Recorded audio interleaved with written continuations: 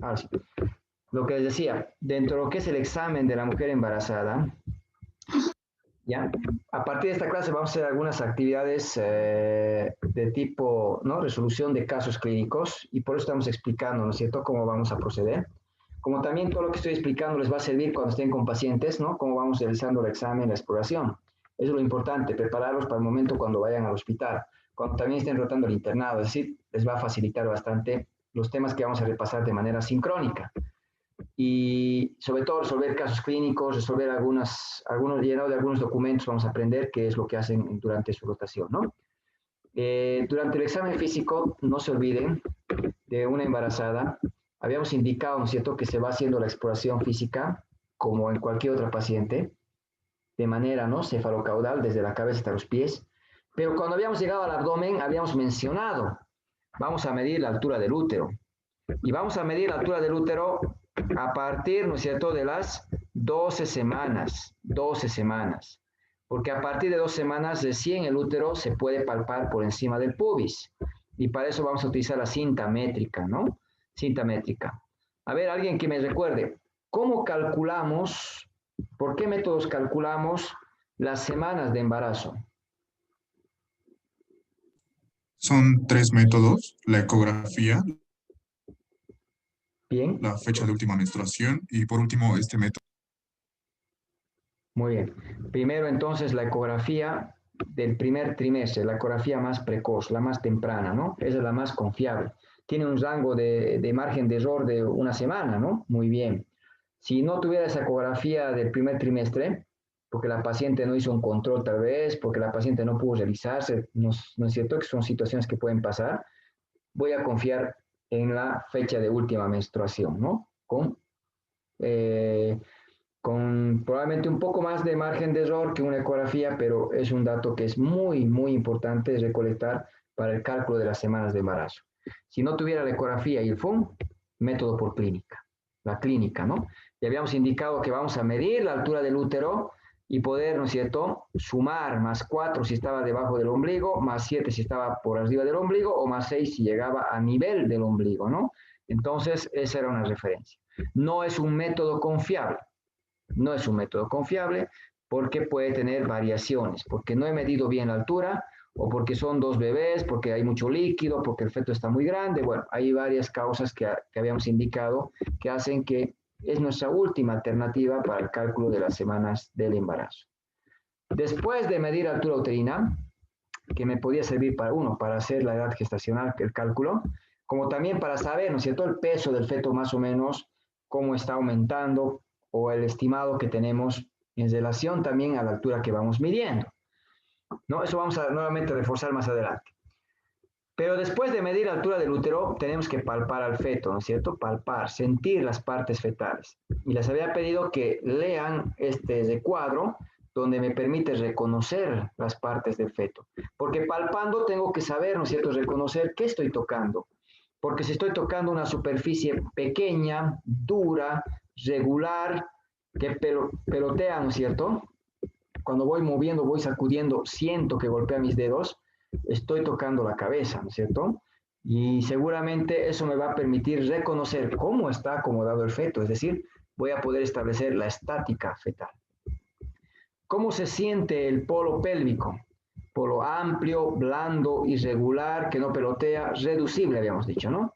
¿Cómo se siente la espalda? Amplia, lisa, dura, regular, ¿no es cierto? Regular. Eso me permite reconocer su dorso, ¿no? Su espalda del feto. Entonces, este cuadro tienen que aprenderlo, tienen que recordarlo, porque así van a describir cuando estén tocando, palpando a un feto a través del abdomen, a través del útero. Eso habíamos indicado que lo vamos a hacer gracias a las maniobras de Leopold, que eran 4, que las vamos a repasar hoy día, para poder establecer, ¿no es cierto?, cómo estaba acomodado el feto. Después de sentir cómo estaba acomodado el feto, voy a sentir si el feto se mueve, si el feto patea, habíamos dicho. Movimientos fetales activos. ¿Por qué activos? Porque el feto está en líquido y se va a mover de manera pasiva. Pero cuando él patea, cuando, ¿no es cierto?, extiende o moviliza una extremidad, yo la voy a poder sentir solo a partir de las 16 semanas. Entre 16 a 20 semanas el feto ya empieza a patear, ¿no es cierto?, seguramente mucho más antes, pero yo como médico recién empiezo a sentir. ¿no? Y es por eso que a partir de 16 semanas tengo que intentar sentir lo que el feto se mueve, ¿no? Se mueve, lo que el feto patea. Y después voy a sentir las contracciones, sentir si el útero se va endureciendo para poder detectar que está produciéndose una contracción. Les había pedido que lean estos términos, porque estos términos me van a ayudar, ¿no es cierto?, a definir algunos aspectos en relación a la estática fetal. Eso tienen que dominar, porque cuando están en el hospital, ese es el pilar, ¿no es cierto?, para poder describir muchas cosas en nuestra rotación. Presente su paciente. Paciente en su primer día de internación, en su puerperio inmediato quirúrgico por cesárea segmentaria tipo Kerr, por situación transversa. Muy bien. Y ahí mencionaste un término, situación transversa. Y te dirán, pues, entonces, a ver, dime qué es situación. Definime presentación, definime posición. Y empiezan a preguntarte, ¿no es cierto?, para saber si puedes manejar la terminología de una manera correcta, de una manera correcta.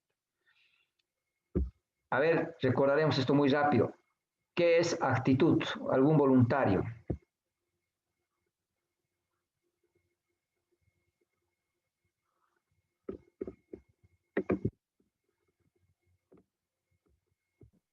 ¿Es la que está en relación con la madre, doctor? ¿Ya? ¿Qué cosa pero está en relación con la madre? Sería... Ah, no, esa es la posición. No te preocupes, tu seria. Pueden equivocarse, están autorizados, pero quiero escucharlos hablando. No, si está en posición longitudinal, transversal o oblicua a la madre, si está de cabeza hacia arriba, está en la misma actitud que la madre, si está echado, está en una actitud transversa y si está de cabeza hacia abajo, está en una actitud oblicua. Entonces, los conceptos, ¿Sí o no? las definiciones tienen que ser bien claritas, ¿no? Bien claras. Actitud es la relación, siempre esa palabra relación la tienen que utilizar, es la relación, pero a ver, marcaremos. Ahora sí, ya. Es la relación que existe entre los diferentes segmentos o entre las diferentes partes del feto entre sí. Eso es actitud. Relación que existe entre las diferentes partes ya, del feto entre sí. En esta imagen, por ejemplo, estamos viendo, ¿no? Un dibujo donde muestra, ¿no?, un feto que se encuentra en una actitud de flexión. La cabeza está flexionada sobre el tronco. El muslo está flexionado sobre la pelvis o sobre el abdomen. La pierna está flexionada sobre el muslo. El antebrazo flexionado sobre el brazo. Si bien las extremidades superiores están cruzadas delante del tórax, pero, ¿no es cierto?, mantienen una flexión entre sus diferentes segmentos. Entonces, esto es una actitud de flexión. Es así como el feto se acomoda, ¿no es cierto? El feto está flexionado, está flexionado. Entonces, la actitud del feto es de flexión. En algunos casos, la cabeza, en lugar de estar flexionada, más bien se extiende y se orienta, ¿no es cierto?, hacia atrás. Entonces, eso hablamos de deflexión. No voy a decir que la cabeza está extendida, voy a decir la cabeza está deflexionada, ¿no? Considerando que eso no es lo habitual, no es lo normal. Y eso es muy importante reconocer mediante la evaluación para saber, ¿no es cierto?, si el feto está con deflexión, poder pensar en la necesidad de requerir una cesárea, por ejemplo, ¿no? Eso lo vamos a ver en parto obstruido ya en los últimos capítulos, ¿no?, más adelante. Pero aquí parto, entonces ya saben qué es actitud, ¿no? ¿Qué es situación? ¿Quién ha repasado? ¿Quién ha leído? Sería la relación entre el eje de feto con la madre, y ahí que esto puede ser longitudinal, transverso, oblicuo. Muy bien, muy bien. Entonces, cuando hablamos de situación, ¿no? Es la relación, muy bien, del eje del ovoide fetal. Aquí estoy observando, ¿no es cierto?, cómo el ovoide del feto tiene un eje, ¿no? Es la relación del eje del ovoide fetal con el eje longitudinal de la madre. En este caso, el eje del ovoide fetal coincide con el eje longitudinal de la madre y planteo de que el feto se encuentra en situación longitudinal. En este caso, el eje del ovoide fetal no coincide, más bien lo está atravesando de manera transversal, ¿no es cierto?, al eje longitudinal de la madre.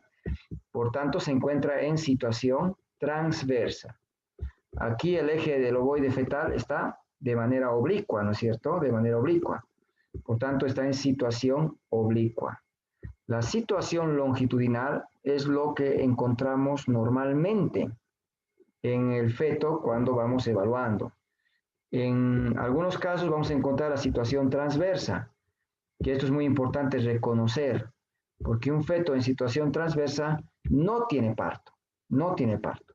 Entonces, mal podría intentar que se produzca el nacimiento, ¿no? Esto es una indicación absoluta de cesárea. Entonces, vamos a explicar eso también.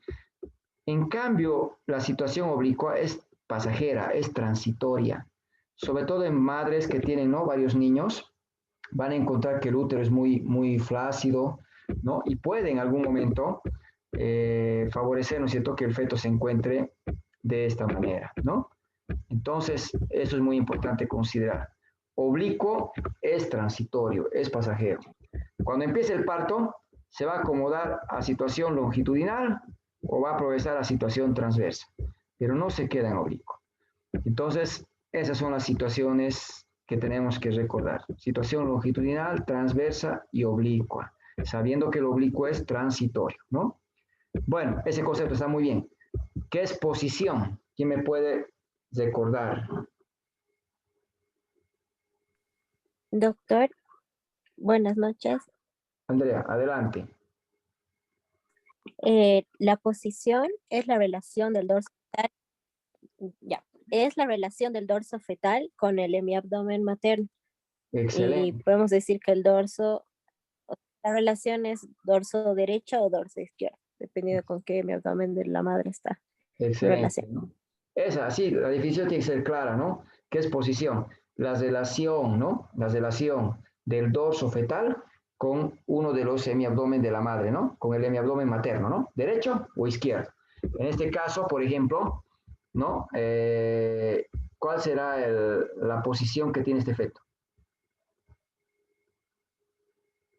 Estoy viéndola de frente. Este es el lado derecho, este es el lado izquierdo.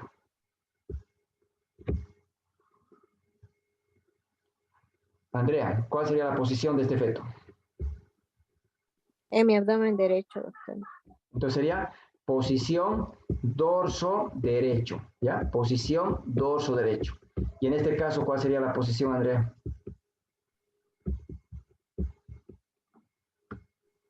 Pues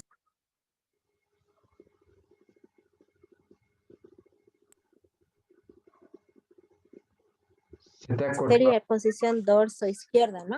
Perfecto, así. Aunque parece muy básico lo que les voy haciendo es repetir, pero van a ver que repitiendo o siguiéndome, ¿no?, en la dinámica, va a ser más fácil recordar. Posición dorso izquierdo, perfecto. Eso es lo que vamos a establecer, ¿no? Mediante la palpación vamos a buscar la espalda del feto donde está, y si corresponde al hemiabdomen izquierdo, está en posición dorso izquierdo, ¿no? Muy bien. ¿Quién me define presentación?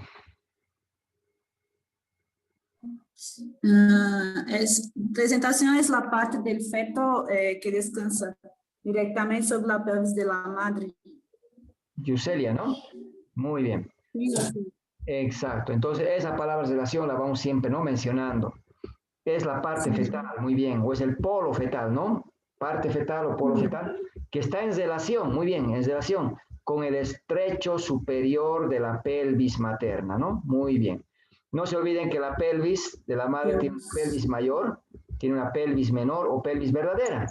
La pelvis verdadera tiene un orificio de entrada, que se llama estrecho superior, un orificio de salida, que se llama estrecho inferior, y entre ambos está la excavación o estrecho medio. Muy bien, entonces, polo fetal que se encuentra en relación con el estrecho superior de la pelvis materna y que es capaz de desencadenar un mecanismo de parto.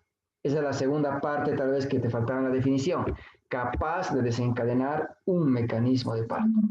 A ver, en este caso, el polo cefálico está en relación con el estrecho superior. ¿La cabeza puede desencadenar parto? Sí. Entonces hay una presentación cefálica. En esta imagen veo el polo pélvico, está en relación con el estrecho superior de la pelvis materna. ¿Puede desencadenar mecanismo de parto? Sí.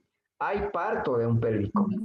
Hay parto de pélvico, solo que no es lo recomendado, porque tiene riesgos, porque la cabeza puede quedar atrapada, ¿no es cierto? Retención de cabeza última, y eso puede provocar que el feto pueda morir durante esta atención de su parto. Por tanto, mientras se pueda, se va a atender la cesárea, ¿no? Pero si no hay una otra opción y ya está saliendo el feto, hay que atender un parto, ¿no? En pélvico. Entonces, ¿puede desencadenar trabajo de parto? Sí, hay presentación pélvica. Aquí vemos otro gráfico, perdón, ponemos esto. Aquí vemos otro gráfico, cómo muestra, ¿no es cierto?, que la espalda del feto es la que está en relación al estrecho superior y de una manera específica en realidad el hombro.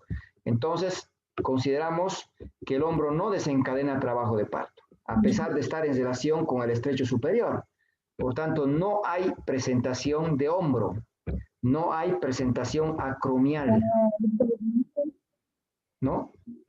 Como usted dijo, en este caso es indicación absoluta de cesárea, ¿no? Es indicación absoluta de cesárea. Y es por eso que cuando ustedes vayan a provincia, por ejemplo, ¿no? Si empiezan con la rotación de campo, te puede tocar rotar en un centro de salud tal vez, ¿no es cierto?, donde pueden atender partos y bueno, te va a tocar valorar pacientes, ¿no? Y llega una paciente con 4 niños que ya tuvo anteriormente y que está con un trabajo de parto, usted les revisa, ya está con un trabajo de parto avanzado, ya está con 10 de dilatación, ¿no? Ya está en el periodo expulsivo. Eso lo vamos a avanzar también. Y ahora le toca quien al tacto vaginal no siente cabeza, no siente pies, está muy arriba y apenas le va tocando que está el hombro. Y en las maniobras de Leopold ha determinado usted que estaba en situación transversa. Entonces usted sabe que no hay presentación, que no tiene parto. ¿Qué tiene que hacer? Canalizar una vía periférica y referirle, ¿no es cierto? Porque tiene que ser intervenida, tiene que ingresar a cesárea. Te vas a asustar porque vas a decir, pueden nacer en el camino. El feto que está en situación transversa no nace. Antes de que nazca, se va a romper el útero, se va a morir el feto, se va a salir la mano. Es decir, va a haber complicaciones antes de que nazca. Entonces, tienes que mandar nomás, no animarte a querer atender. Ya tiene varios hijitos, va a salir. No puedes querer atender un transverso. Eso hay que referir. Es indicación absoluta de cesárea. No, hay quienes han querido atender, rompieron membranas, se salió el brazo. Y ahí peor todavía. Ni siquiera por cesárea se va a poder sacar con facilidad, porque el feto se va a enclavar y va a ser mucho más difícil la extracción, incluso para cesárea. Lo que hemos hecho es complicar nada más, ¿no? Entonces tengan mucho cuidado. Esta clase es muy importante para que valoren cuando lo tengan al hospital y vuelvan nuevamente al ámbito hospitalario, ¿no? Situación transversa no tiene presentación. Muy bien. Entonces, estos conceptos los tienen que manejar de una manera, ¿no es cierto?, bien puntual, bien clara. ¿Por qué? Porque ahora vamos a entrar a las maniobras de Leopold. Las maniobras de Leopold son 4. ¿Ya? Hay quienes dicen, no, hay una quinta maniobra de Leopold, la maniobra de Pinart. Esa maniobra sirve para valorar la desproporción cefalopélvica. Corresponde a otro tema. Eso lo vamos a avanzar también. Pero aquí me interesan las maniobras de Leopold. Son 4. La primera maniobra de Leopold me va a permitir evaluar y determinar la situación. Ya saben ustedes qué situación. La segunda maniobra de Leopold, la posición. Ya saben qué es la posición. La tercera maniobra, la presentación. Ya saben qué es la presentación. Y la cuarta maniobra va a evaluar si la cabeza está dentro de la pelvis, es decir, si está encajada o no. ¿No? Valora el grado de encajamiento. Entonces vamos a empezar a describir, porque estas maniobras las tienes que hacer en todos tus pacientes. ¿A partir de cuántas semanas hemos dicho que voy a hacer las maniobras de Leopold? A partir de las 26 semanas. 26 semanas ya diferencias las partes fetales con mayor facilidad. A ver, para hacer las maniobras de Leopold, vamos a ver un video bien cortito después de explicar. Me voy a ubicar al lado derecho. ¿no? Me voy a parar al lado derecho de mi paciente. Estoy mirando hacia la dirección de la cabeza de mi paciente. De tal manera que ahora voy a acomodar mis manos, como estoy viendo en la imagen, ¿no? El borde cubital. Mi mano tiene mucha sensibilidad en el borde cubital y en la punta, ¿no? Los pulpejos de mis dedos. Es por eso que muchas maniobras de palpación las hacemos con esta región. Hay menos sensibilidad en la palma y mucho menos en el dorso, ¿no es cierto? Entonces, para sentir, voy a utilizar la punta de mis dedos o el borde cubital. En este caso, estoy acomodando el borde cubital de mis manos a nivel del fondo del útero y empiezo a palpar, empiezo a sentir. Por ejemplo, si al palpar, ¿no?, encontrara una superficie que pueda corresponder a la cabeza, ¿qué es lo que tendría que sentir? ¿Cómo se siente? En el fondo del útero. Sería una consistencia más rígida. Bien, ¿qué más? No es flexible, dura. Duro. Bien, ¿qué más? Es inflexible. ¿Ya? ¿Qué más? Y pelotea. Pelotea. ¿Qué más?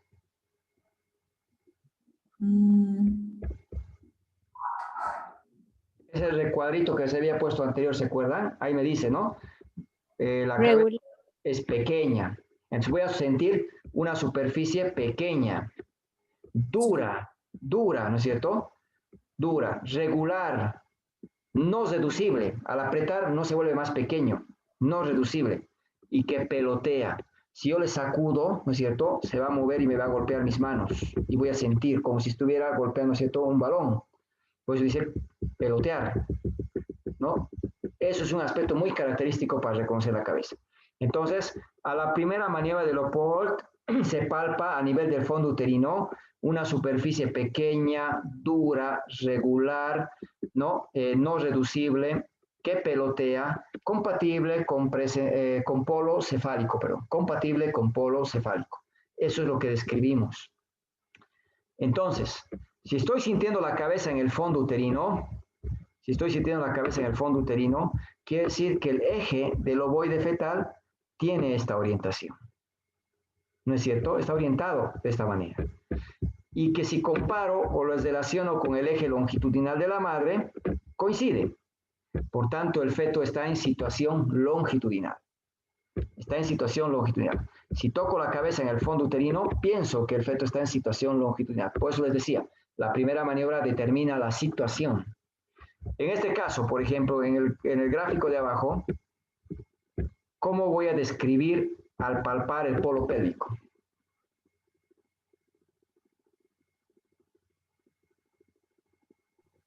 Amplio, blando y regular. Andrea. Bien. Reducible. Bien. Menos blandas y va a haber menos movimiento. Ya. Entonces, Situación. muy bien. Entonces, en la primera maniobra de Leopold se palpa en el fondo uterino una superficie amplia, muy bien, blanda, muy bien, irregular, reducible, porque si le voy apretando se vuelve más pequeño, que no pelotea, compatible con el polo pélvico. Eso es como describo. Pero al describir de esa manera, me doy cuenta que el eje del ovoide fetal está, ¿no es cierto?, en esta orientación, y que seguramente si comparo con el eje longitudinal de la madre, coincide. También va a estar en situación longitudinal. Sea la cabeza o sea el polo pélvico, si están en el fondo uterino, me planteo que estoy frente a una situación longitudinal. Pero si yo sintiera una superficie convexa, lisa, amplia, ¿no?, regular, compatible con dorso del feto, ya me imagino que el eje longitudinal del ovoide va a recorrer de manera transversal al eje longitudinal de la madre y el feto estaría en situación transversa, ¿no es cierto? Entonces, con la primera maniobra de Leopold estoy estableciendo si está en situación longitudinal o está en situación transversa, que son las que me interesan. La oblicua he dicho que es algo transitorio, ella no es cierto, descrita como algo pues fijo o que va a permanecer así. Eso es muy pasajero, está de manera temporal. Estas dos situaciones me interesan, la longitudinal y la transversa, poder reconocerlas, ¿no? Y bueno, primera maniobra, la situación. Después de palpar el fondo del útero, mis manos recorren fondo del útero, mis manos recorren al flanco derecho y al flanco izquierdo, ¿no? Aquí estoy parado yo, flanco derecho, flanco izquierdo, a la altura del ombligo. Y voy a colocar ambas manos sujetando el útero. Esta mano, ¿qué está haciendo? Está fijando, está quieta. Sin embargo, puede empujar un poco, ¿no es cierto? Puede empujar al sentido contrario para facilitar la palpación con la otra mano. Esta mano fija o empuja ligeramente al lado opuesto para que la otra mano palpe. En este caso, la mano que está en el flanco izquierdo empieza a palpar.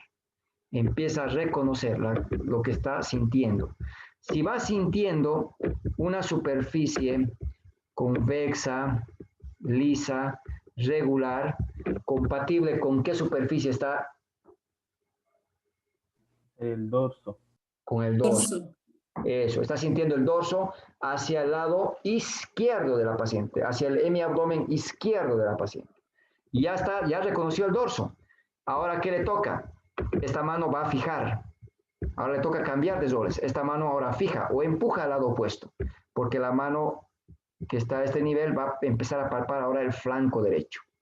Y seguramente va a empezar a sentir una superficie irregular, compatible con las extremidades de feto. Extremidades de feto. En ese sentido,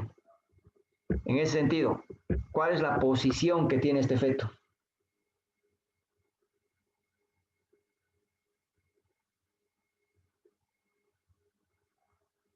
Posición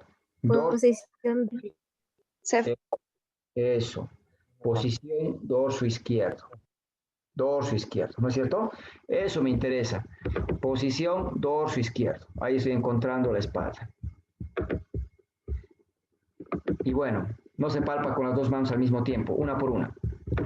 A ver, luego vamos a realizar la tercera maniobra de Leopoldo. Sigo al lado derecho de mi paciente y hago una especie de pinza, ¿no? Mi pulgar por un lado y mis otros dedos por otro lado, ¿no? Y voy a tratar de sentir qué parte del feto está a nivel del hipogastrio, por encima del pubis. O sea, qué parte del feto está en relación con el estrecho superior de la pelvis materna.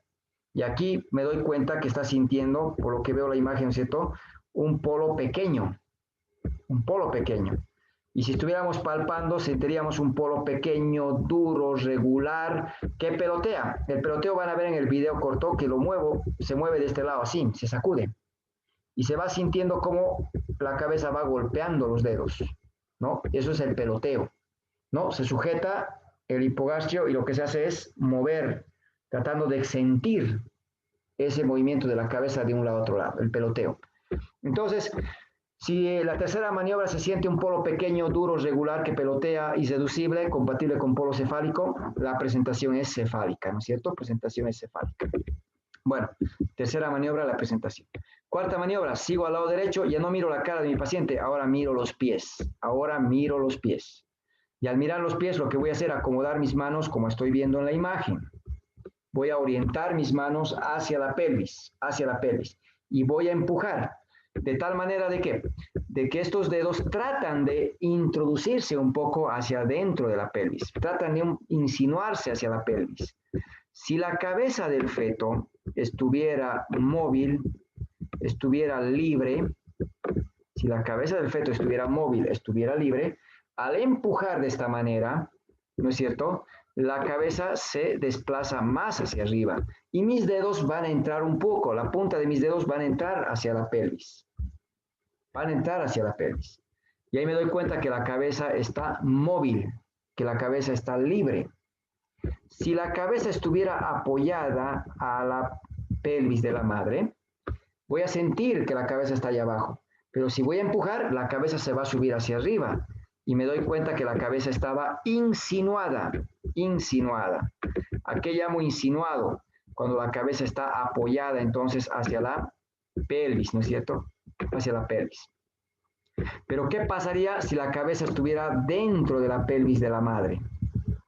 mis dedos chocarían con la cabeza y no pueden entrar ni un poquito hacia la pelvis. Y ahí me doy cuenta que la cabeza está encajada. Entonces, con la cuarta maniobra de Leopold voy a establecer el grado de encajamiento. Si la presentación está móvil, si está insinuada o si está encajada. Encajada. Encajada quiere decir dentro de la pelvis. Insinuada quiere decir apoyada en el estrecho superior. Y móvil quiere decir que está alta, que está arriba. Entonces, eso es lo que vamos a evaluar con la cuarta maniobra de Leopold. Bueno, imaginémonos esta imagen, que hasta aquí llega la sínfisis pubiana. Mi paciente está su abdomen derecho, mi abdomen izquierdo a este lado. A ver, ¿quién me describe? A la primera maniobra de Leopold, ¿qué siento al tocar este feto?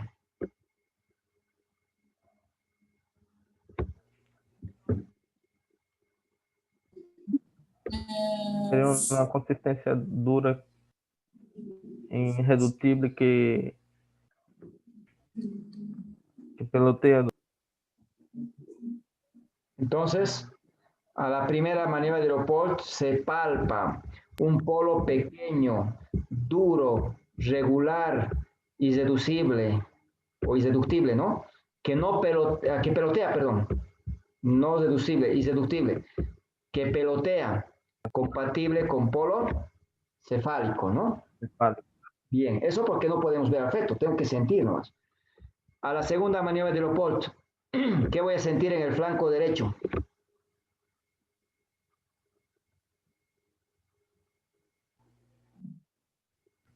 Sería una consistencia irregular. A la segunda maniobra de Leopold se palpa a nivel del hemiabdomen derecho una superficie irregular, compatible con extremidades del feto. Sí.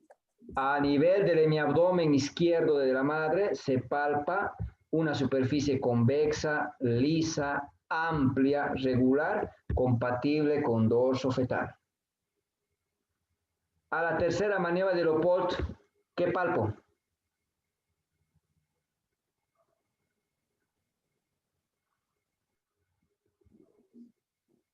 Una superficie reducible, blanda, que... Ay, perdón, doctor. No, está bien. Reductible, compatible con... Ay, dorso cefálico. Pélvico. Con la pelvis. Muy bien. A la tercera maniobra de Leopold se palpa una superficie amplia, blanda, irregular, que no pelotea, reducible, compatible con polo pélvico. Muy bien, con polo pélvico. Presentación encajada, ¿no? A la cuarta maniobra de Leopold. Considerando de que la pelvis del fetito está dentro de la pelvis materna, ¿no? Bueno. Eso es lo que vamos a hacer describiendo por maniobras.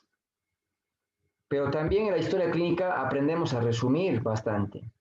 Y en el resumen colocamos, ¿no? Se palpa producto y colocamos la interpretación. En situación longitudinal. Posición dorso izquierdo. Presentación pélvica, ¿no? Encajada. Eso describimos como un resumen de las maniobras de Leopold que hemos realizado. Por ejemplo, ¿quién se anima a resumirme la estática fetal de este cuadro? Caso 1. Se palpa producto en situación longitudinal. Longitudinal. Posición Dorso derecho. o derecho. Derecho. Bien. Presentación. Derecho. Encajado. Presentación cefálica encajada. Presentación cefálica encajada, ¿no? Muy bien. Entonces, eso es lo que describimos en la historia clínica. Pero para describir todo esto, porque ahorita estamos viendo al feto, la embarazada no la ves, tienes que sentir, ¿no es cierto? Por eso es que hay que dedicarle bien las maniobras de Leopold, ¿no? Muy bien, eso es importante. Ahora, me interesa, después de sentir cómo está el feto, por ejemplo, aquí, aunque se ve un poco borroso, el producto está en situación longitudinal, posición dorso derecho, presentación cefálica, ¿no es cierto? Presentación cefálica, y por la imagen me parece que está encajada. Bueno, tendría que sentir. El siguiente paso después de ver la estática fetal es sentir si hay actividad cardíaca, ¿no? Su corazón. ¿Dónde voy a escuchar el corazón? Voy a colocar donde está el hombro anterior. Aquí hay un hombro que lo puedo ver hacia la pared abdominal, porque el otro hombro está hacia atrás. Entonces busco el hombro anterior. Ese es el foco de máxima auscultación. ¿Por qué? Porque si coloco a ese nivel el estetoscopio, voy a conducir directo al corazón. Los sonidos que genera el corazón, ¿no es cierto?, se van a propagar desde el corazón hacia el pulmón que está lleno de líquido, que el líquido conduce bien el sonido, entonces va a conducir muy bien el sonido hacia el tórax, y del tórax hacia la axila, hacia el brazo, y del brazo va a llegar hasta el hombro, ¿no es cierto? Entonces eso es lo que buscamos, buscar el foco de máxima auscultación, que corresponde más o menos al hombro anterior. ¿Cómo voy a ubicar? Si el feto está encefálico, presentación cefálica, el foco está por debajo del ombligo. Si el feto tiene una posición dorso derecho, va a estar al lado derecho. Si tiene dorso izquierdo, va a estar al lado izquierdo. En este caso, por ejemplo, ¿dónde voy a buscar el foco de máxima auscultación? Debajo del ombligo. ¿Por qué? Porque es cefálico. Al lado derecho. ¿Por qué? Porque del lado derecho está el dorso fetal. En este caso, ¿dónde voy a escuchar el corazón?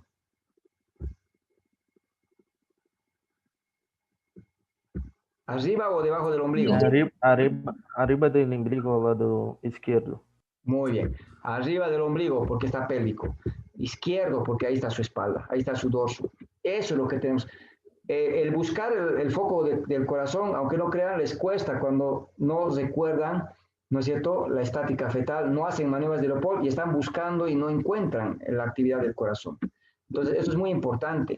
Una manera muy sencilla de poder recordar, por ejemplo, si es dorso derecho cefálico, ¿no? Del ombligo trazo una línea a la espina ilíaca anterosuperior, una línea imaginaria, coloco en un punto medio gel y coloco el transductor del instrumento, ¿no? Del estetoscopio, por ejemplo, ¿no? En este caso del ecosón.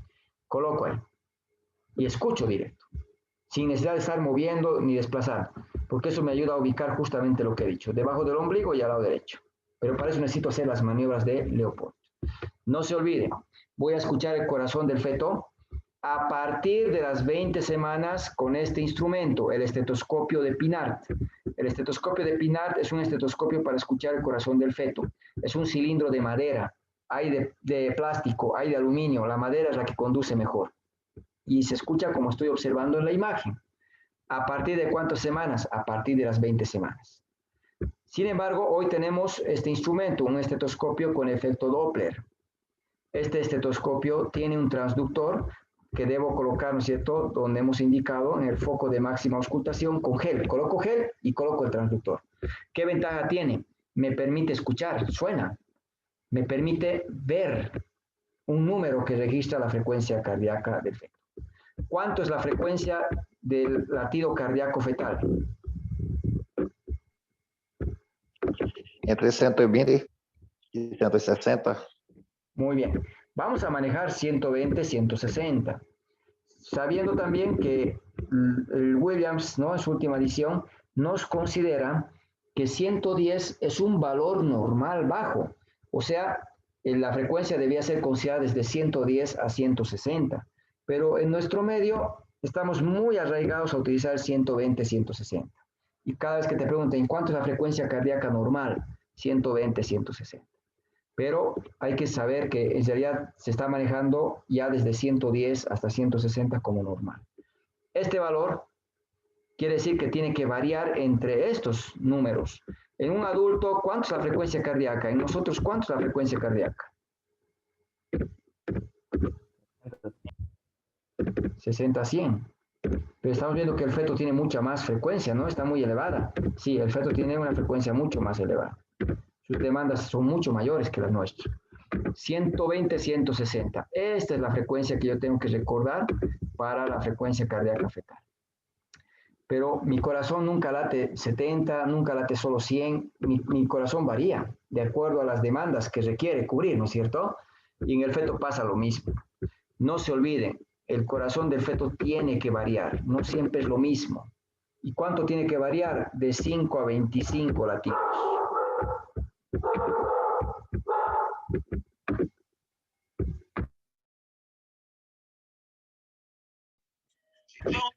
...5 a 25 latidos, ¿no es cierto? Eso se llama variabilidad. ¿Qué quiere decir?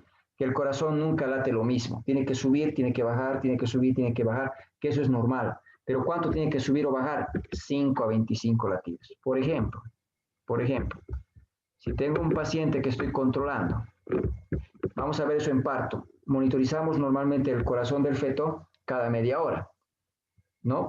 Pero bueno, 140. ¿Está normal o no? Sí, es normal. Sí, porque está entre 100, 120. Está aumentado 20. ¿No es? Porque está entre 120 y 160. Está entre esos rangos, ¿no es cierto? Está bien.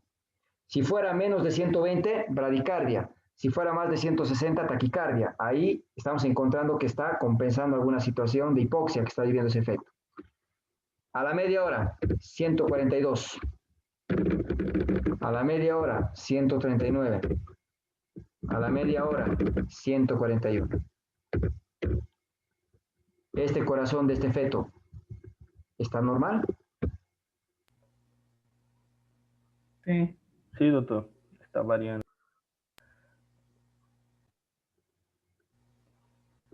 Pero se varía de Variando 3 latidos. Está normal porque está entre 120 y 160. Entre 120 y 160. Entre 120 y 160. Entre 120 y 160. Está bien, de maravilla. Eso pensamos. No. De 140 a 142, ¿cuánto está variando? 2 2. latidos. ¿Cuánto he dicho que tiene que Se variar? varía de 5 a 20. De 5 a 25. No llega a 5. Desde 142 a 139, ¿cuánto ha variado? 3. 3. Tres. No llega a 5. Cuando es menos de 5, la variabilidad es mínima y eso puede ser patológico. Cuando es más de 25, la variabilidad es marcada y eso también es patológico. En este caso, me estoy dejando engañar porque está en 142, que está entre 120 y 160.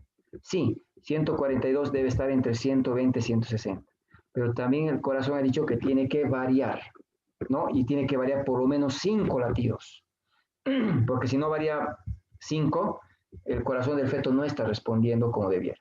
A este niño tengo que controlarlo muy estrictamente, no me puedo despegar de él, tengo que hacer un control muy estricto, ¿no? Porque puede estar sufriendo dentro del útero.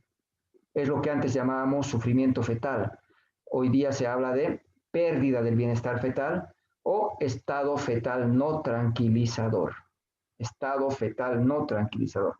No puedo estar tranquilo con esta fetocardia. Tengo que monitorizar, tengo que hacer pruebas para ver si el niño está bien o no. Bueno, esto lo vamos a ir viendo más adelante otra vez. Está claro esta parte de la fetocardia entre 120 y 160, pero tiene que tener variabilidad de 5 a 25 latidos. Llega el interno, doctor, el niño está sufriendo, ¿qué ha pasado? Está aumentando su frecuencia cardíaca, está variando mucho.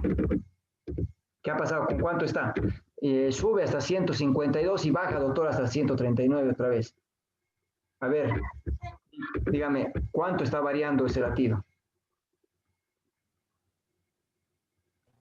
13 latidos.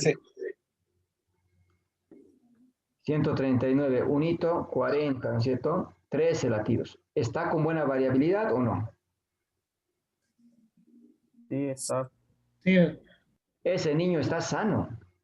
Ese niño está variando, su corazón está respondiendo a los cambios que está viviendo dentro del útero. Ese niño está sano.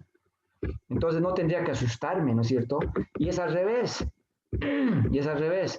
Entonces Entonces, muchas veces nos preocupamos por algo que no sabemos interpretar. Hay que saber interpretar la frecuencia del corazón del feto, ¿ya? Me quedo con esto ahorita. Después vamos a ir hablando más para poder entender mejor qué son los dips, qué son los ascensos, que tengo que entender para poder evaluar bien a un feto, ¿ya? Hasta ahí está bien, es que escuchar el corazón del feto. Si quiero diferenciar porque está muy parecido a la frecuencia de la madre, tengo que sentir su pulso. La frecuencia del corazón del niño nunca es la misma que de la madre, pues son dos seres distintos. Entonces, el pulso tiene otro ritmo de la madre. En cambio, la frecuencia cardíaca del feto tiene otro ritmo, ¿no? El corazón del feto tiene otro ritmo que la madre. Entonces, no son lo mismo. Tienen que ser diferentes. Y esa es una manera de diferenciar si estoy escuchando a la madre o al feto. Bueno, este video es bien cortito. Vamos a ver, paciente en decúbito dorsal, rodillas flexionadas ligeramente para relajar abdomen. Se busca la sínfisis pubiana, se marca con el índice, la cinta métrica. Entre el dedo índice y el dedo medio, ¿no? Como una tijerita, se sujeta la cinta métrica y con el borde cubital se toca el fondo del útero. Hasta donde llegue el fondo del útero se mide en centímetros. Esa es la altura uterina. Después voy a hacer maniobras de Leopold. Estoy al lado derecho, mirando la cara de mi paciente, acomodo el borde cubital en el fondo y palpo. Si se siente una superficie amplia, blanda, irregular, ¿no es cierto? Es reducible, es compatible con el polo pélvico. Aquí está su pelvis del niño, ¿no es cierto? Recojo las manos hacia ambos flancos, derecho e izquierdo. Una mano fija, la otra palpa. Aquí siente duro, aquí se hunde, blando, aquí duro. Entonces una superficie irregular compatible con extremidades. Ahora esta mano fija y la otra mano palpa. Siente una superficie convexa, dura, regular. Ahí está el dorso. Es una posición dorso derecho. Tercera maniobra. Voy a hacer una pinza. El pulgar por un lado y el resto de mis dedos por otro lado. Y voy a sentir aquí que hay un polo pequeño, duro. Es el peloteo. Así se mueve. Esta maniobra voy a sentir cómo golpea mis dedos, ¿no es cierto? Y voy a evidenciar que la paciente tiene dolor. Cuando hacemos el peloteo en la cabeza, siente un poco de molestias. Cuarta maniobra. Fíjense los dedos cómo se hunden. ¿No? Oriento mis dedos hacia la pelvis y estoy empujando, ¿no es cierto?, hacia la pelvis. Y los dedos hacen un pequeño despliegue en la piel y se están insinuando hacia dentro de la pelvis, porque la cabeza no está dentro de la pelvis, la cabeza está móvil. Al hacer esta maniobra, la cabeza se desplaza un poco hacia arriba. La presentación cefálica, que hemos determinado con la tercera maniobra, está móvil. Esta es la cuarta maniobra de Leopold. Ahora que ya sé cómo está acomodado el feto, si es cefálico, está debajo del ombligo. Si es dorso derecho, coloco al lado derecho el gel, o esa línea que les había indicado. Y coloco el transductor. Prendo el aparato.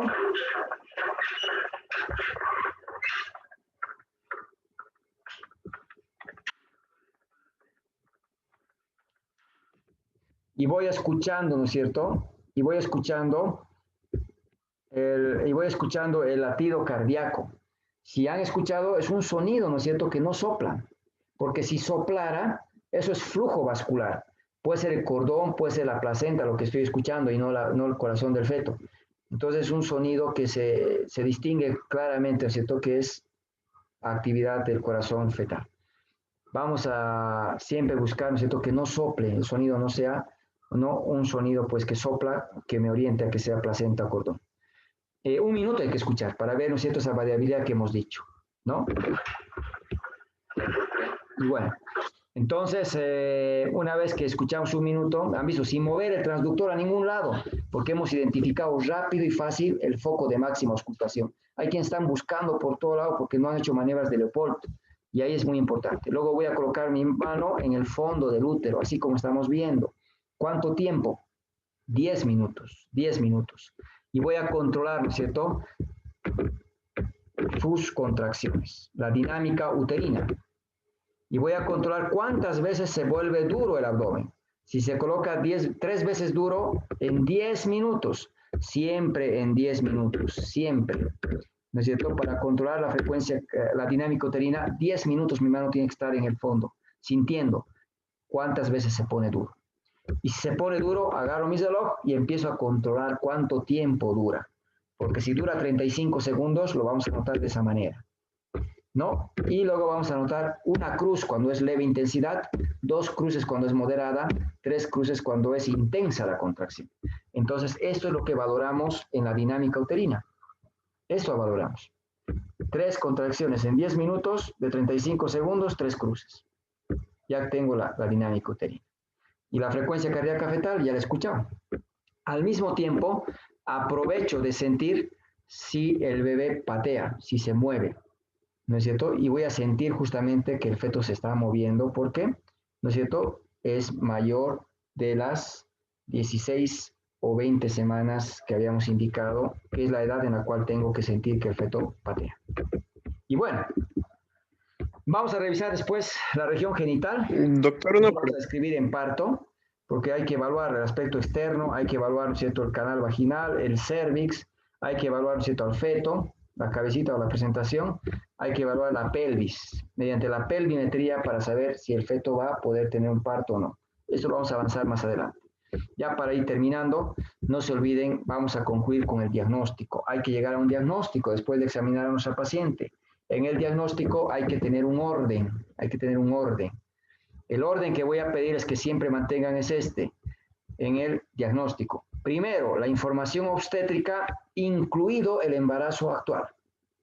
Gestaciones 2, partos vaginales 1, cesárea 0, aborto 0.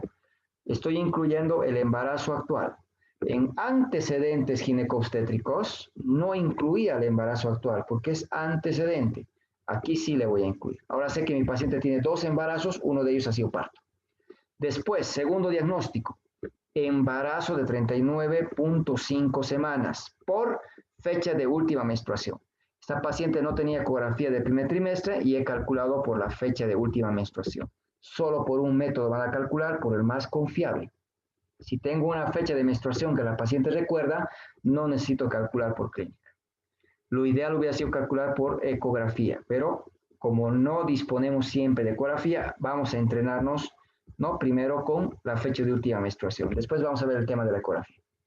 Para los ejercicios, en la práctica real, de preferencia calculen siempre con la ecografía del primer trimestre. Tiene un margen de error de 5 a 7 días, una semana. En el tercer trimestre tiene error hasta de 3 semanas. No es confiable al final del embarazo la ecografía. Me sirve la primera ecografía que se ha hecho. Después voy a determinar si el feto está vivo, escuchando el corazón, y mediante la palpación voy a saber si es 1 o son 2, ¿no? No siempre es fácil reconocer cuando hay un embarazo gemelar, no siempre es fácil, depende mucho. Si la paciente es obesa, si la paciente tiene un muy tonificado el abdomen, ni siquiera cuando es un feto se puede reconocer con facilidad, cuesta. Cada paciente es diferente, esa es la situación. Hay que practicar con una, con otra y con otra hasta poder reconocer bien las partes del feto.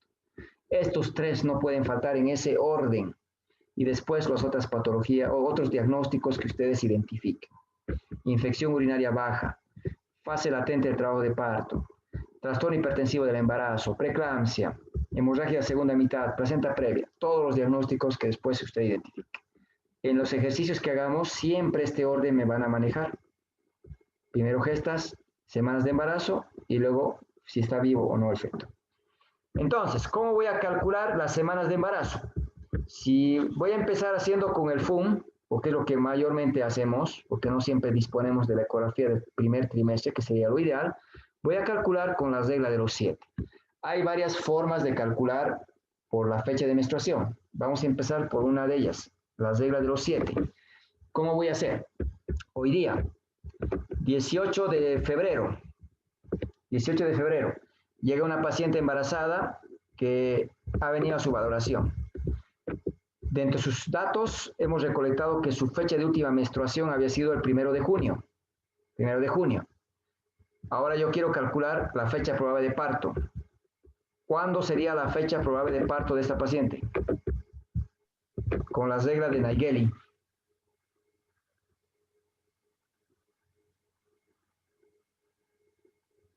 ¿Se acuerdan de las reglas de Naegeli? Al primer día del sangrado del último ciclo menstrual, 8 de marzo de 7 días y le restaba 3 meses.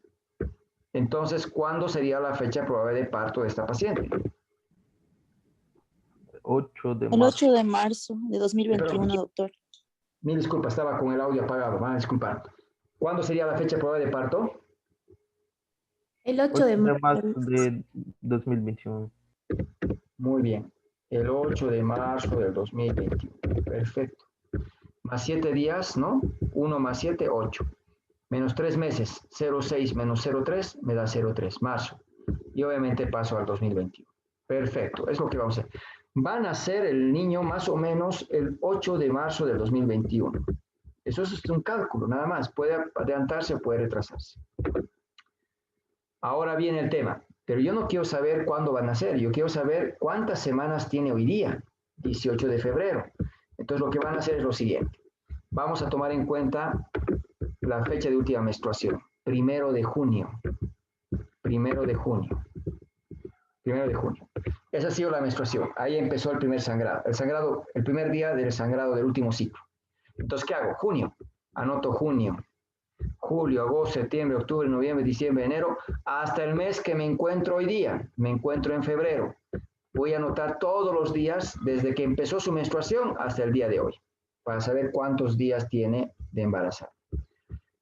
¿Cuántos días tiene el mes de junio? Normalmente.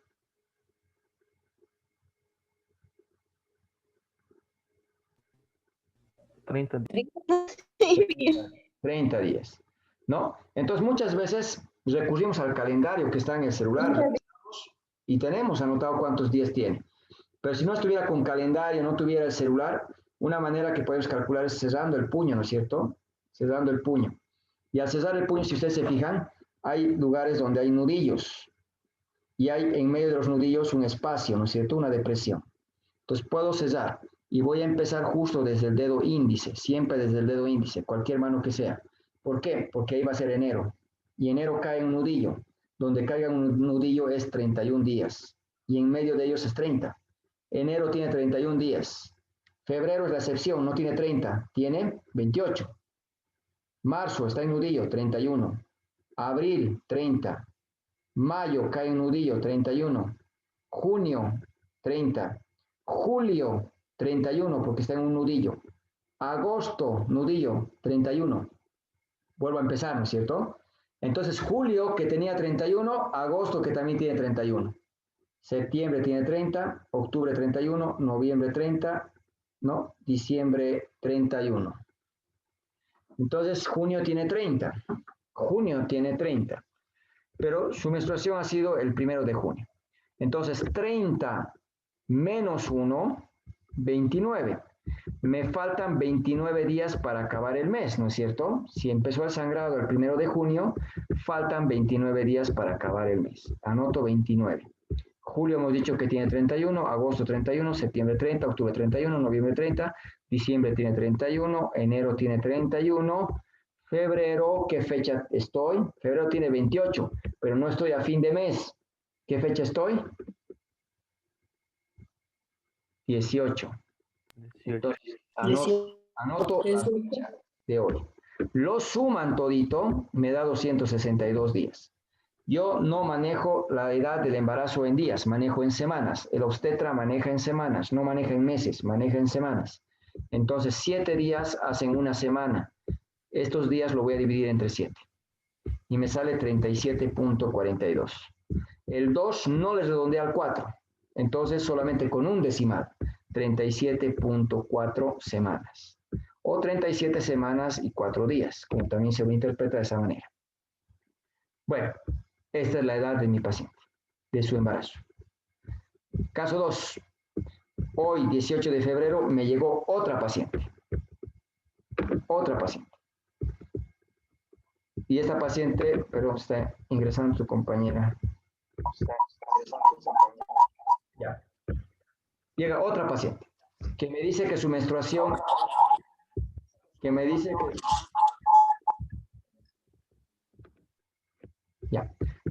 que su menstruación es el 24 de agosto. Quiero que me calculen cuántas semanas tiene hoy día. ¿Qué tengo que hacer? Colocar agosto, septiembre, octubre, noviembre, diciembre, enero, febrero, hasta el mes del día. ¿Por qué agosto? Porque su menstruación ha sido el mes de agosto. A partir de su menstruación voy a contar los días. Calculen, el que acaba me dice el resultado. Sumo todos los días, ¿no es cierto? Y me va a dar el resultado.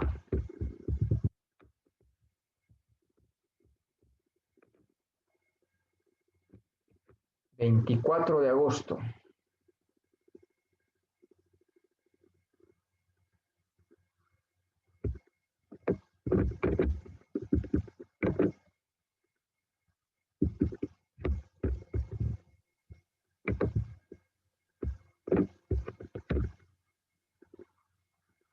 ¿28 semanas, doctor? 27, 28 semanas también, 27.8. 27.8. ¿Qué más? 28.85 me salió. 28.8. Yo tengo 28.85. 28.85. 28.85. Con un solo decimal. Sí. Solo con uno. 25,4, doctor. ¿Cuánto?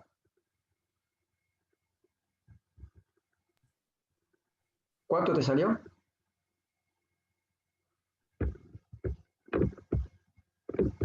Está muy inestable la señal. 25,4. 20. No te escucho bien. 25,4, doctor. Gracias. 25.4. Miren, está variando, ¿no? Tenemos 3 resultados. ¿Quién más tiene otro resultado diferente?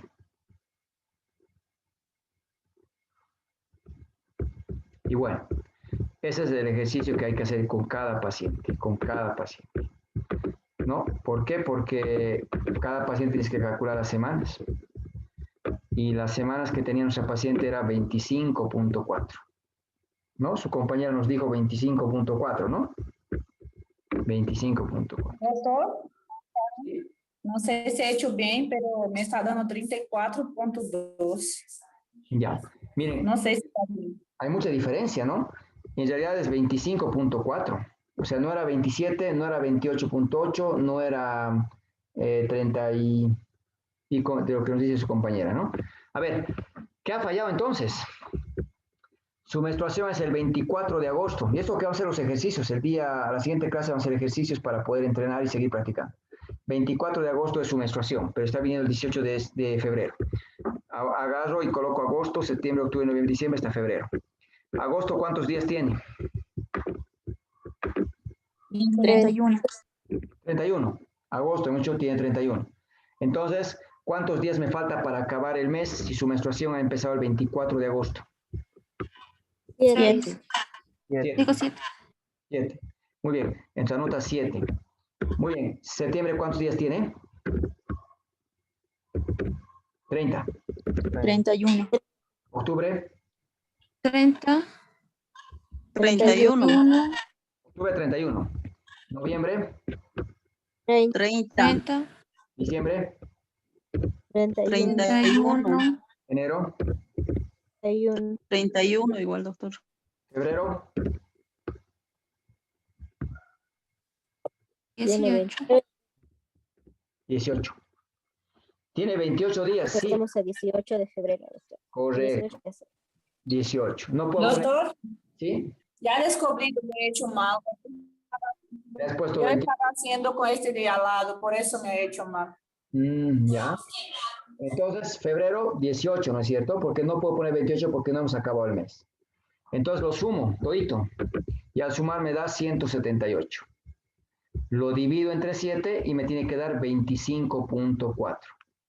Que lo puedo interpretar como 25 semanas y 4 días, ¿no? Lo puedo interpretar así.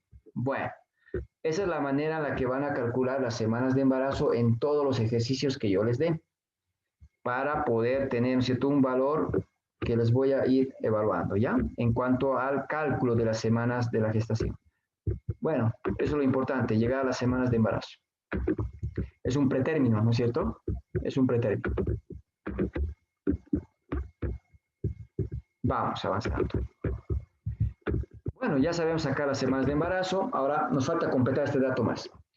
¿Cómo vamos a calcular por clínica si no tengo la fecha de última menstruación, no tiene ecografías? Hemos dicho midiendo la altura del útero. Una opción es en base a puntos de referencia, porque si el fondo del útero llega hasta el ombligo, tiene 22 semanas. Si llega hasta el cifoides, por lo menos tiene 37. Si llega a un punto equidistante entre el ombligo y el cifoides, tiene 30. Equidistante entre el pubis y el ombligo, tiene 18. Pero tendría que aprender de memoria en ciertos valores. Y eso es más complicado. Lo más sencillo era el ombligo. Si mido la altura del útero por debajo del ombligo, le sumo 4. Si estaba por arriba del ombligo, le sumo 7. Si está a nivel del ombligo, le sumo 6. Eso hemos explicado. Eso es bien sencillo, eso es muy fácil. Quiero utilizar reglas.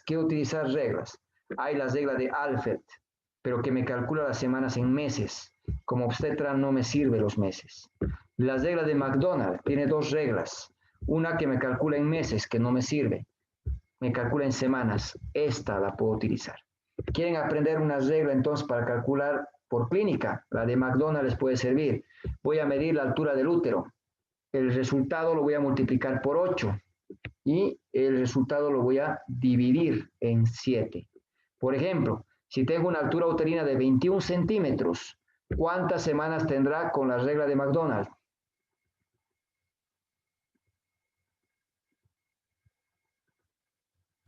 24 semanas. 24 semanas. Y ahí me colocarán, ¿no? 24 semanas por clínica, ¿no? Entonces, muy importante, 21 lo multiplico por 8, me da 168, lo divido entre 7 y me da 24 semanas. Y es así como manejamos en semanas, no en meses, ¿no? No en meses. Vamos a ver eso después, que también se puede calcular con los meses lunares y meses solares, ¿no? Que se tiene que tomar en cuenta. Pero esto es una manera, una regla, ¿no? No es muy difícil, hay que aprenderla, pero y la podemos utilizar. Y bueno, ¿para qué más me servía la altura del útero? Hemos dicho edad gestacional y también para calcular el peso, ¿recuerdan? Ahora vamos a ver el peso. Hay dos reglas que pueden aprender. La que no pueden no saber es esta. La que tienen que saber es esta, la regla de Johnson.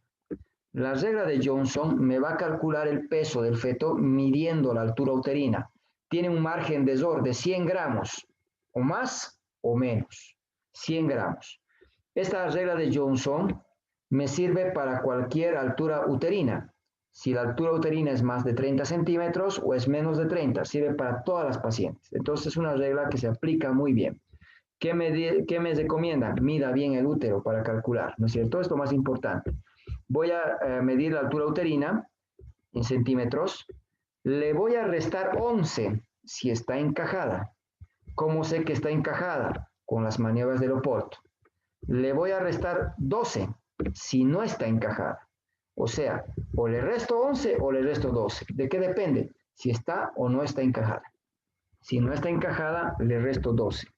El resultado lo voy a multiplicar por una constante que es 155. Caso 1. Altura uterina de 29 centímetros. Presentación encajada. ¿Cuánto pesa ese feto por la regla de Johnson?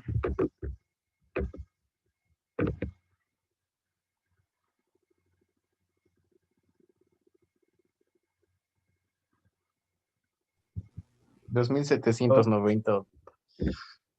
2.790 gramos. Eso es mi cálculo, más o menos 100. Peso aproximado de feto, 2.790. ¿Cuánto pesa el feto con altura uterina de 34 encajado? Encajado. Voy a corregir esto. Perdón, 12 era para encajado, ¿verdad? Encajado es 11. Cuando la cabecita está dentro de la pelvis, se resta menos. Cuando la cabecita está alta, le resto más, ¿ya? Cuando no está encajado, le restan 12. 34 de altura uterina, una presentación, pero que está encajada esta vez. Que no está encajada, más bien. No encajada. Sí, el anterior era encajado, ahora es no encajado. No está dentro de la pelvis. Usted dijo que cuando no está encajada se resta 12 y cuando está encajada menos 11, ¿verdad? Sí, cuando está encajado, menos 11. Cuando no está encajado, menos 12. Gracias, doctor. Menos 12. Doctora, me sale 3.410. 3.410. Muy bien, 3.410, ¿no? Eso me sale. Muy bien, está bien. Esos son el peso que están calculando, ¿ya? Luego vamos a ver el tema de... A ver, todos están en provincia, les llega una paciente que está con trabajo de parto, miden la altura uterina y encuentran que el útero tiene una altura de 37. La presentación está fija, ¿no? Entonces, con presentación fija le voy a restar 11, ¿no es cierto? 11 le voy a restar. ¿Cuánto pesa este feto? 4.000. 4.030. 4.030. ¿Cómo se llama al feto cuando pesa más de 4 kilos?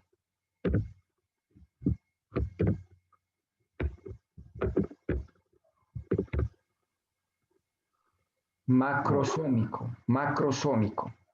Si el feto pesa más de 4 kilos es macrosómico y puede provocar una desproporción cefalopélvica. Es muy grande para la pelvis, puede ser muy grande para la pelvis. Entonces, ¿qué tienen que pensar? Que cuando tengan un feto que pese 4 kilos o más, eso puede terminar en cesárea. Este niño puede ser muy grande para la pelvis, hay que valorar muy bien. Entonces, si están en provincia, en un primer nivel, ¿no es cierto? Y tienen una paciente que está en parto, está con 6 de dilatación, pero ustedes han medido 37 de altura, con las reglas de Johnson calcula, tienen un peso de 4 kilos 30, ¿qué tienen que hacer? Hay que referir, doctor. Referir. Hay que referir, ¿no es cierto? Hay que referir. Ahora, van a ver que en provincia muchas pacientes no quieren tener parto. Y ha habido macrosómicos que nacen, hay macrosómicos que nacen. Pero ¿cuál es el riesgo? Que es muy grande. Puede ser que no sea acorde al tamaño de la pelvis y provoque una desproporción cefalopélvica, lo que va a provocar riesgo de rotura uterina. 1. Asfixia perinatal, que se muera el feto. 2. Desgarros vaginales, desgarros perineales. Puede provocar distocia de hombros, que su cabeza salga pero los hombros se tranquen. Y ahí vas a tener que romper clavículas, fractura de clavículas, lesión del plexo braquial. Entonces tiene hartos riesgos. Nace el niño y una vez que sale la placenta, ese útero estaba muy grande porque estaba albergando a un feto que es muy grande. Entonces, ¿qué pasa? No se contrae bien. Atonía uterina, hemorragia puerperal, choque hipovolémico, muerte materna. Eso tienen que considerarlo. Es un factor alto de riesgo, ¿no es cierto? Como pueden ver. Entonces no puedo atender, tengo que mandarlo. ¿Quién va a atender? El obstetra. Y seguramente valorando la proporción, lo va a direccionar hacia la cesárea, ¿no? Eso es bien importante entonces considerar. Y con eso terminamos, ¿no? Lo que es muy importante que les recuerde. Johnson, voy a utilizar en alturas menores de 30 y mayores de 30. Hay otra fórmula, la regla de Wall. La regla de Wall solo sirve para alturas uterinas mayores de 30 centímetros. ¿Cómo calcula Wall? Mide la altura uterina, 32 centímetros. Lo que hace Wall, el primer dígito lo multiplica por 1000 y el segundo dígito lo multiplica por 2. Por ejemplo, ¿no? Si coloco aquí, a ver, el segundo dígito, 2 por 2, 4. 2 por 2, 4. Eso es lo que hago. El primer dígito lo multiplico por 1000. 3 por 1000, ¿cuánto sería? 3000, ¿no es cierto? 3000. Coloco el 3. Aquí donde está el 4 hay un 0, 2 ceros, 3 ceros.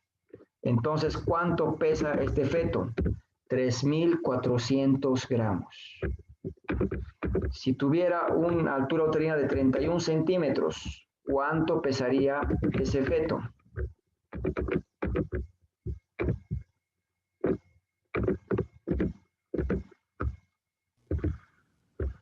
El segundo dígito. 3.200. Muy bien, así, esto es rápido. 3.200, ¿no es cierto? Y si midiera 33. 3.600. 3.600. Es mucho más práctico, es mucho más fácil, mucho más rápido, pero tiene más margen de error que la regla de Johnson. Y solo sirve para alturas mayores de 30. No me sirve para 29 centímetros, 28, no me sirve. Entonces, esas son las desventajas. Pero si ustedes se fijan, por ejemplo, mido 35 centímetros. ¿Cuánto va a pesar este feto?